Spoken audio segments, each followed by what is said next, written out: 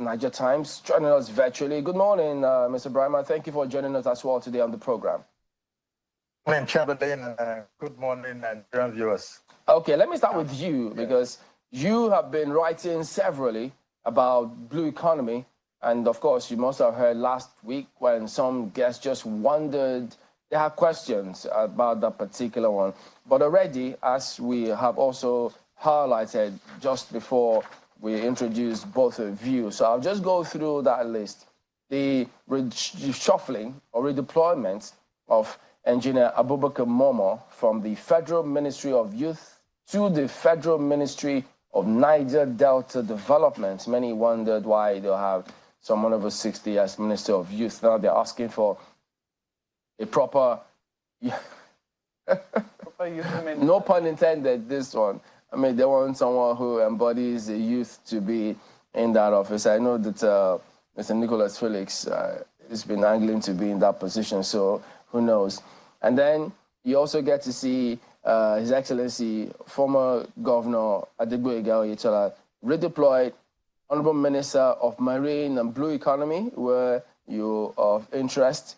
And now, former person who was there, Tunji Ojo, is now going to be heading the Ministry of Transportation. So, is there any similarities? You tell us as we move on.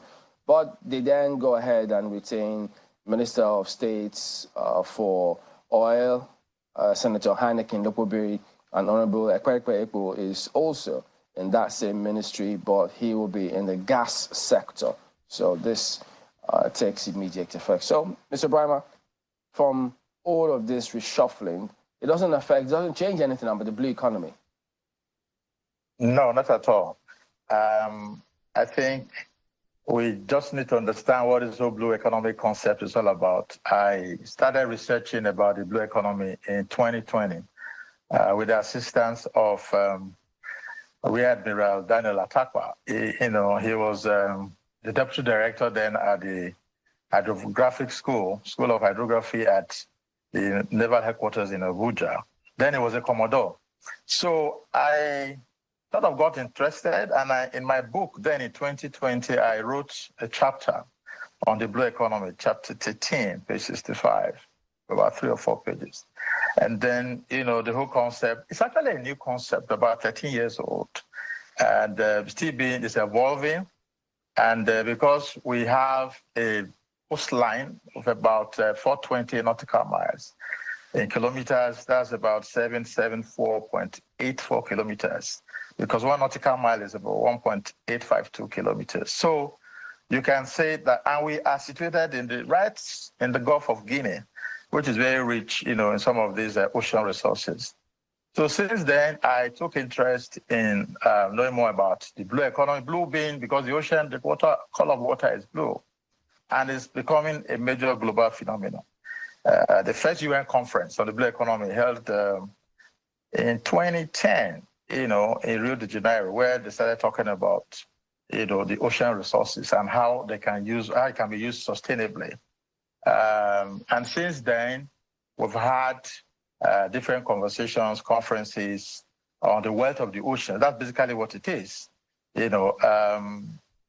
In Africa, even the AU has estimated that the blue economy potential, for our waters is about $300 billion. So you can imagine if we get our act right, Nigeria really will be making a lot of money. In fact, we have no reason to be in deficit. Just imagine that 3 years ago, our annual budget, appropriation was 10.5 trillion naira, about $29.42 billion. We're using the rate at the time. But today, we have a budget of 21.83 trillion with a deficit of 12.1 trillion. If we stop all the leakages and optimize our revenue channels, Nigeria has no business being in deficit. Natural fact, our revenue every year should be in the region of 40 to 50 trillion naira. That's the truth. And the blue economy, which has just been created, we, add to that revenue cost. We'll still explore that a little further as we progress. But let me bring in Dr. Ardo on this matter. Before the names were even sent to the National Assembly in the first instance, the Senate, there was that expectation. Many just wanted them to get on with the list and get it going. They had specifics. I mean, they had, well, yeah, it could be called specifics in terms of the kinds of people that they expected to populate that list. But then the list came through and many thought, oh dear, well, is this going to be it? But today they'll be sworn in. So how does that sit in for you? Okay, thank you very much. Well, in public service, you look for three things. One, intelligence. Two, energy. And three, integrity. And it is said that if you don't have number three, don't really bother with the first and second elements because it will be of no essence. So it means that integrity is the bedrock of public service. And what is integrity? That is the ability of somebody to make his choices, his actions and his decisions on the basis of core values and not on the basis of self-interest. Therefore, integrity actually is a function character. So now we have to look at those that have been brought in as ministers because essentially they are the advisors of the president to execute the powers of the office of the president as provided for by the Constitution. If the advisors are not really people of integrity, then you will have a big problem. So we all agree that our country has collapsed. But what is the yardstick for this integrity? Because different people may interpret it differently. No, in this climate, I might add.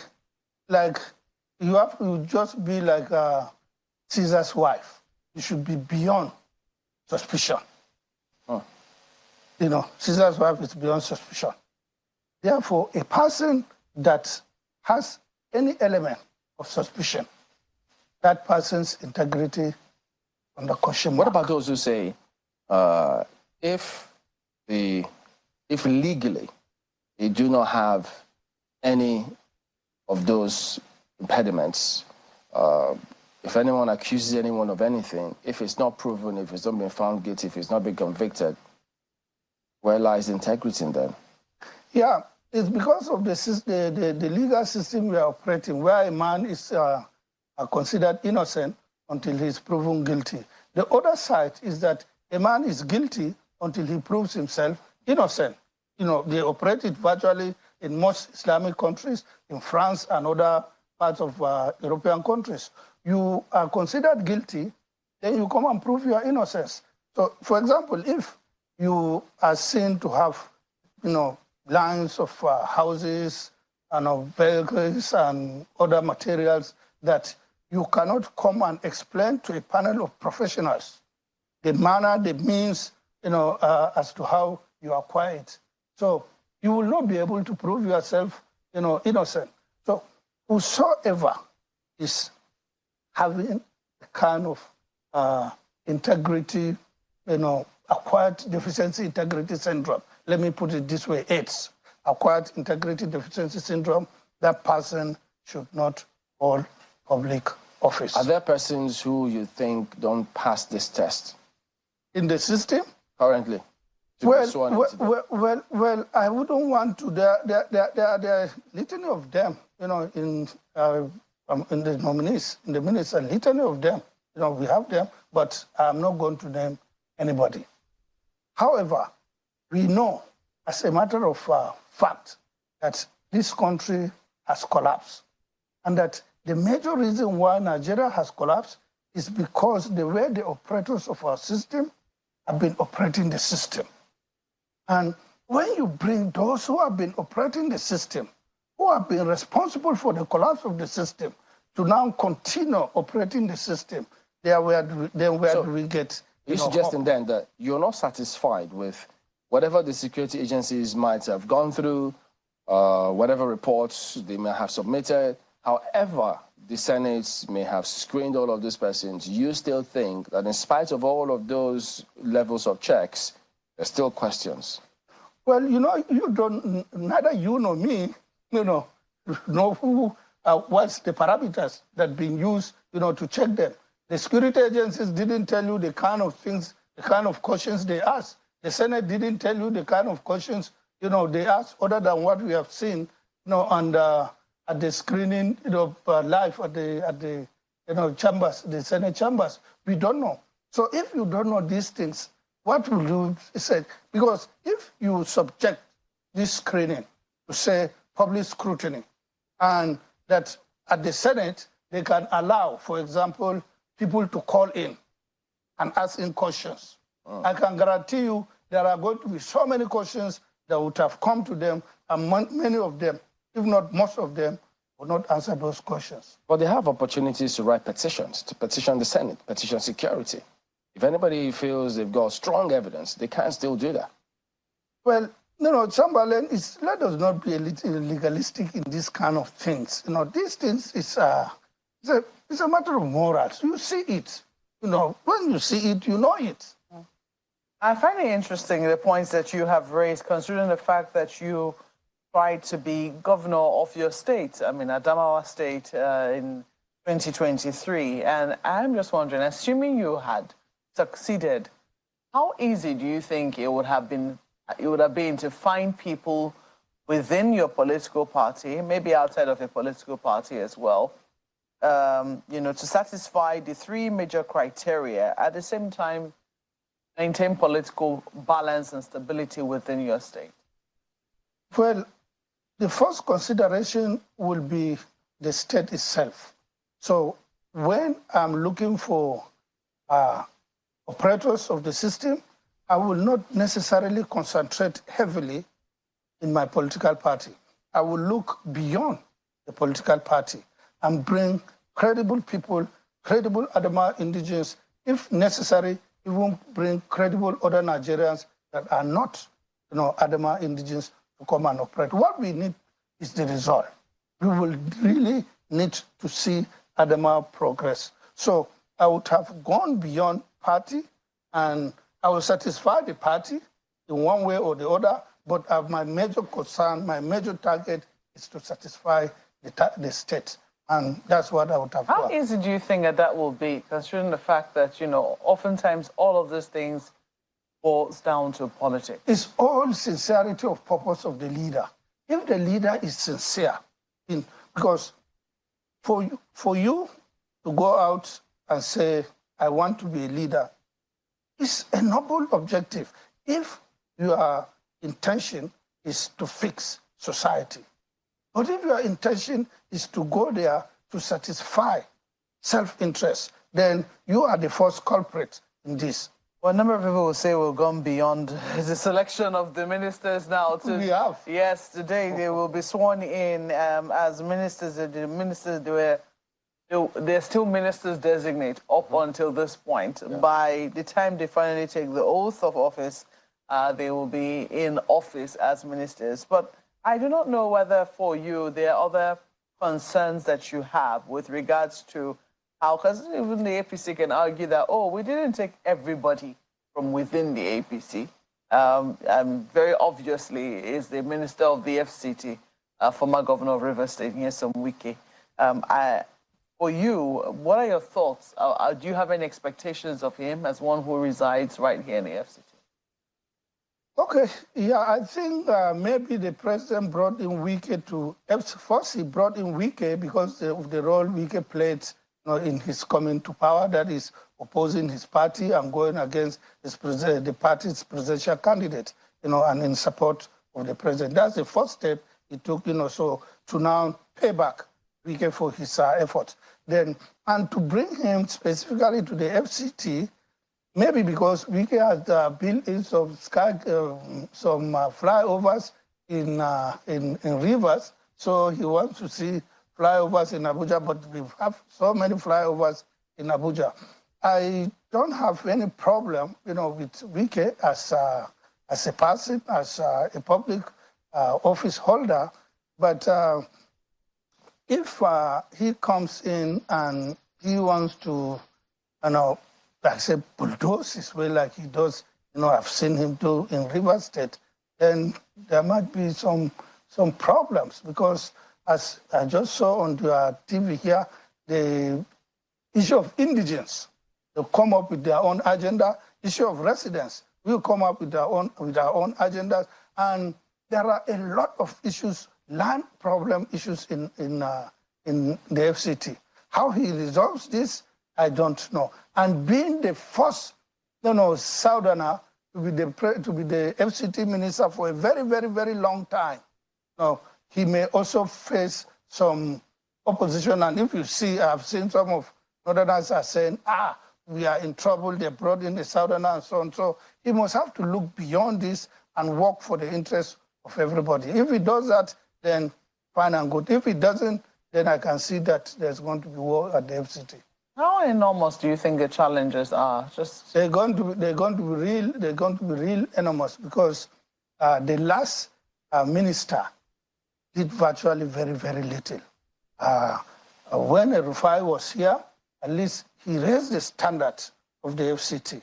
Today, the standard of the FCT has fallen to the ground. Even a frog, can jump over it. We need to sanitize the system. If we can just sanitize even our streets, because the streets are the windows of our society. It's what the foreigners force. We need to be able to see the streets first before we sanitize them with the street lights. Yeah, okay. That is part of the sanitization. Making sure that we obey traffic rules, traffic lights are there, those things are there. And if we do so, we sanitize the street. If we are able to organize our streets, then I can assure you we will organize the rest of society, because it takes a lot to even organize our streets. Okay, let me go to Mr. Brima now. I know my colleague is also itching to come in now. You've spoken a lot about this blue economy, and I know that we've also seen some applause in certain other areas. We saw Mr. Olisa Bakoba, who was also quite enthusiastic about the fact that, a ministry so named has now been mentioned and a minister assigned. I am uncertain as to where exactly, because it means that a minister has to start from scratch by building the bureau that would man that particular ministry. But, before now, some people say we had NIMASA, which is a parastatal under the Ministry of Transport. Didn't it quite serve that particular purpose? And how do you think that is going to, do you see any clashes coming up with regards to what NIMASA does and what the Ministry of Blue Economy and Maritime is supposed to be doing? Thank you, Mokbe. The NIMASA will definitely be an agency under the new ministry. And so are other agencies, about 6 or 7 of them. We have the Maritime Academy of Nigeria in Oron, in Akwa Ibom State. You have the Nigerian Shippers Council. Of course, NIMASA will be there. You have the Nigerian Institute of Oceanography and Marine Research will also be there. And a couple of other agencies to warehouse them now under this new ministry, so that there is proper coordination, there's optimization of resources, reduce wastages, avoid sectoral conflict, which is common in most of our agencies. That, for me, it's a step in the right direction. The same way President Tinubu has created, the Ministry of Tourism. I think these are opportunities to grow our revenue, for economic growth, for employment, and all of that. So there will be no clash, because even the DG on NIMASA already praised Mr. President for creating the new ministry. So I think it's something we should expect. But what is important now is operationalizing the concept of the blue economy. And that is really optimizing the benefits of both the traditional sector that we're used to and the new and emerging sectors. Traditionally, we have shipping, you have fishing, you have offshore gas and oil, opportunities. But the new areas are looking at biotechnology, they are looking at ecotourism, and so on and so forth. So I think it's a good thing. The new minister, again, there'll be some changes yesterday. So we now have Oyetola now in charge of the ministry. I think we need to work with the experts. to get this new ministry off the ground. And in particular, we will need the support of the Navy, apart from providing support in the area of hydrography, which is basically the measurement and description of the physical features of, the oceans. So I think all of that, these experts coming together and working with the NEC, the National Economic Council, being headed by the Vice President, will, help us to. It's a big opportunity globally. The blue ocean resources, they contribute about between 1.5 to 2.5 trillion dollars every year in the different areas, with an asset size of about $24 trillion. Over 3 billion people of the world depend on the oceans for their survival, for their livelihood. In Africa, for example, where fishing is so big, you have about 12.5 million people, according to a UNDP report, that depend on fishing. Their age range is from 15 to 64, either full-time or part-time. So those opportunities are there. Fishing, transportation. What about shipping? Unfortunately, in Nigeria, and I think that's the point Olusegun Obasanjo was making, we are losing a lot of revenue to foreign vessels that come to Nigerian ports to lift our oil. We don't have any ocean carrier. Just the same way we don't have any airline that we can call our own. So on the average, Olusegun Obasanjo has cited in the forum that we are losing over 7 trillion annually, from that sector. So optimizing the maritime space is very important. I mentioned that Nigeria is situated in the Gulf of Guinea, which is about 11,000 square kilometers. But Nigeria, we have 290 square kilometers of what we call maritime space. It's the same thing as the land area of about 5 states in Abuja: Kaduna, Taraba, Borodo, Niger, Lagos, and Kaduna states, plus Abuja. So, which is 1/3 of the land area of Nigeria, 924 square kilometers. So essentially, there is a great opportunity for us to optimize those resources in a sustainable way and to be beneficial to our economy. But talking about the new leaders, our new ministers, I would like to quickly say that the people we engage to work for us, either as ministers or heads of agencies, they are Nigerians. They don't drop from the moon. So we must always understand that. Then secondly, you have competent Nigerians in every part of Nigeria, from every state. Brilliant minds. Nigerians are doing great things all over the world. When we continue to say Nigeria has collapsed, Nigeria is this, Nigeria is better than so many countries of the world. That is the truth. We have a lot of potential in so many areas. We just need to identify what those opportunities are. Nigerians are doing great things all over the world, even within Nigeria, in the different sectors. So I think we should run away from demarketing Nigeria as much as possible. What do we want to say about Dr. Akinwumi Adesina, who is heading the African Development Bank? He said Nigeria, and they're doing great things there. What about Amina Mohammed, the UN Deputy Secretary General? She's a Nigerian.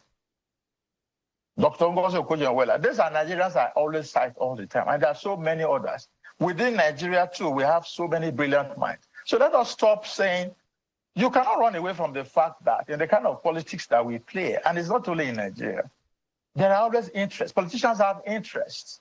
And you must balance those interests with competence, with integrity, as the other guests, talked about. So it is a major issue trying to balance even ethnic considerations. You see the agitation now for the Ministry of Niger Delta, which I believe the president, in his own wisdom, took off the list. But now he's brought it back because the Niger Delta people said they will make trouble if they don't have that ministry. But I think that was more like a subtle blackmail. I also believe that the NDDC, is supposed to serve a purpose, which was established, by President Olusegun Obasanjo in about 2000.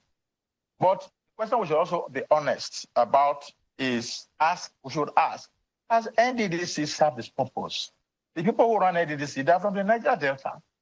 What is the impact of development in the Niger Delta in terms of the resources that they have received over the years? It's a hard question we need to ask. It's not just about saying appoint, a ministry for the Niger Delta or appoint somebody from the Niger Delta, to head the ministry or to head NDDC.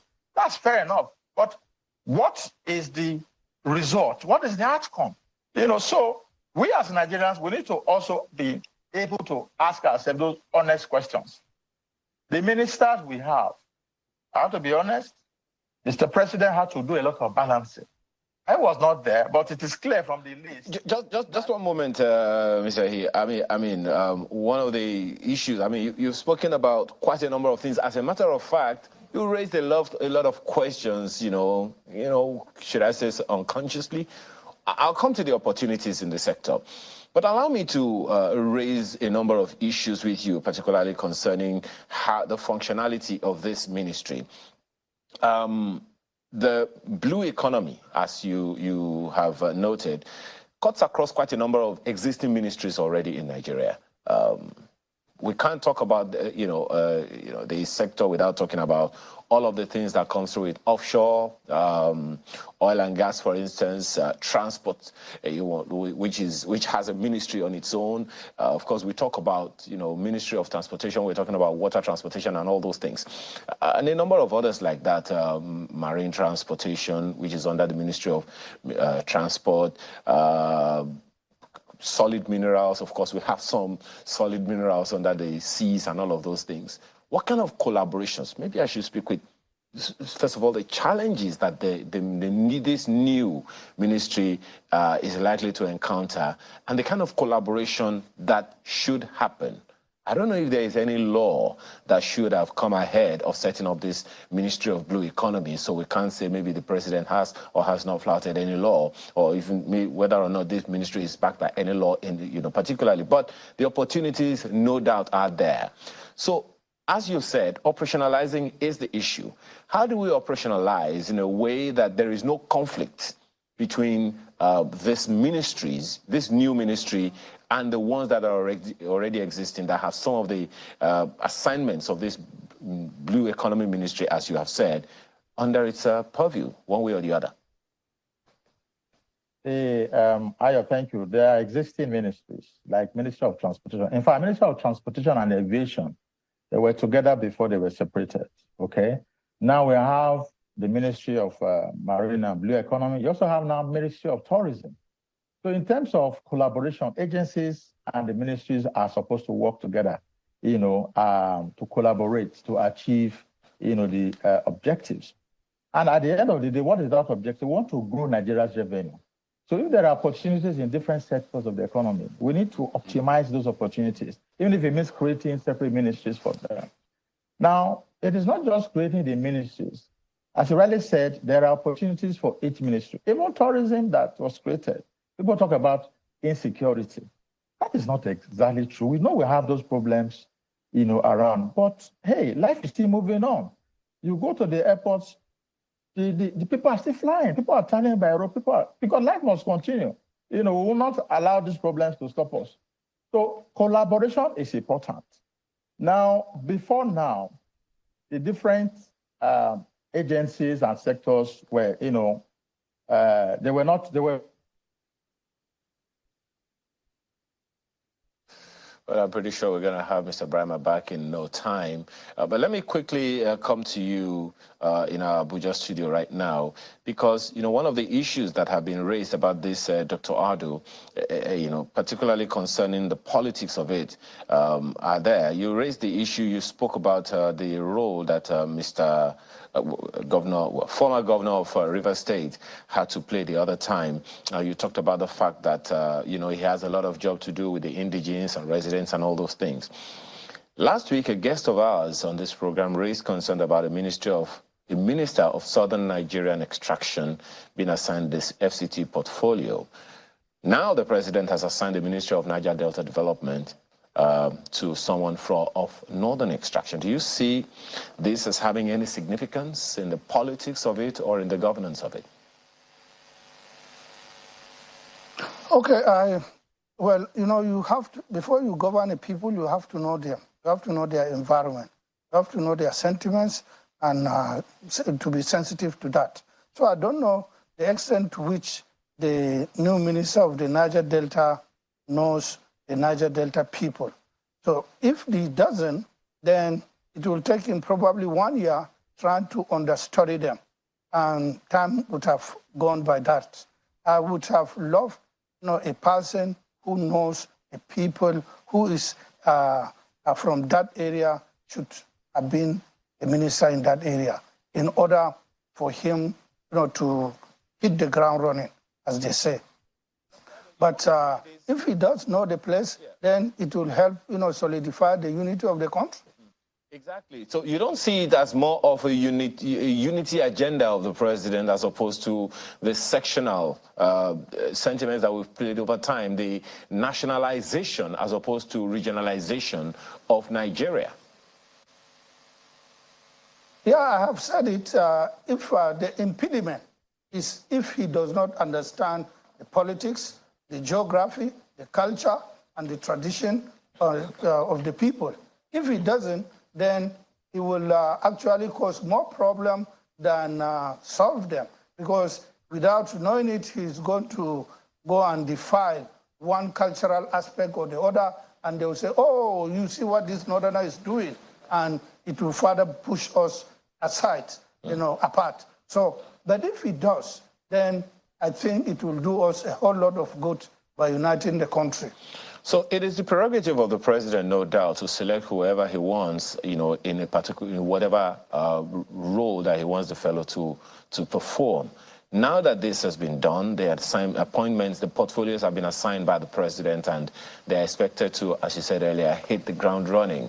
What would be your recommendations both to him and to the people of the Niger Delta in this regard, irrespective of the sentiments that may be there?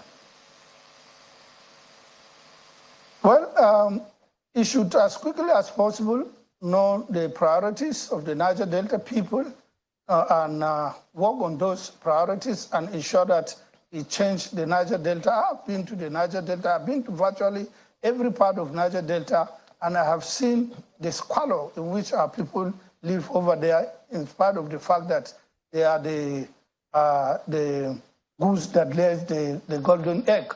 So it's insensitive and it's unacceptable. So if he can, as quickly as possible, go to work, help develop the Niger Delta, then we will have no issue of saying that we need an indigene here, we don't need an indigene there. It is all about performance. If we can perform, we have no problem. But it is the performance that has been having a lot of problems. The issue of the blue economy, which essentially means what economic value are we going to drive from the ocean?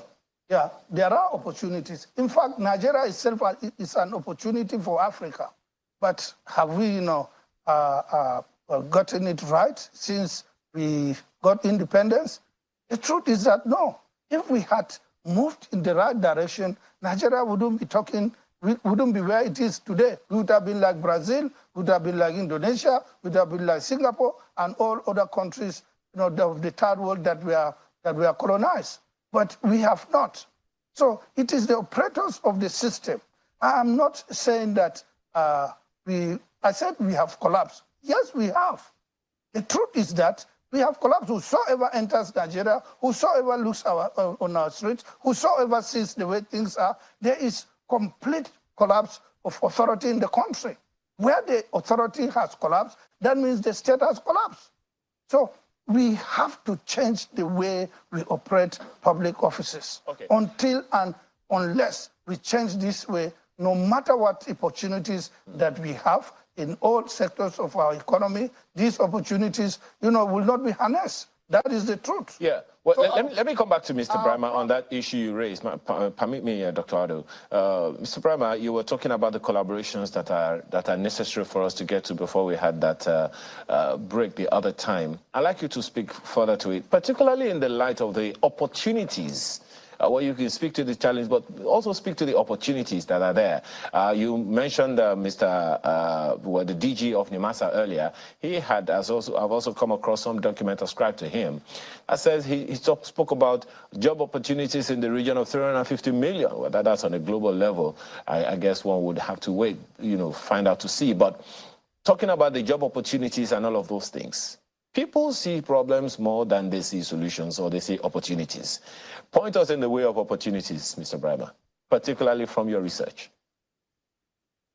There are a lot of opportunities. It is to build a credible strategy and to know more about the blue economy.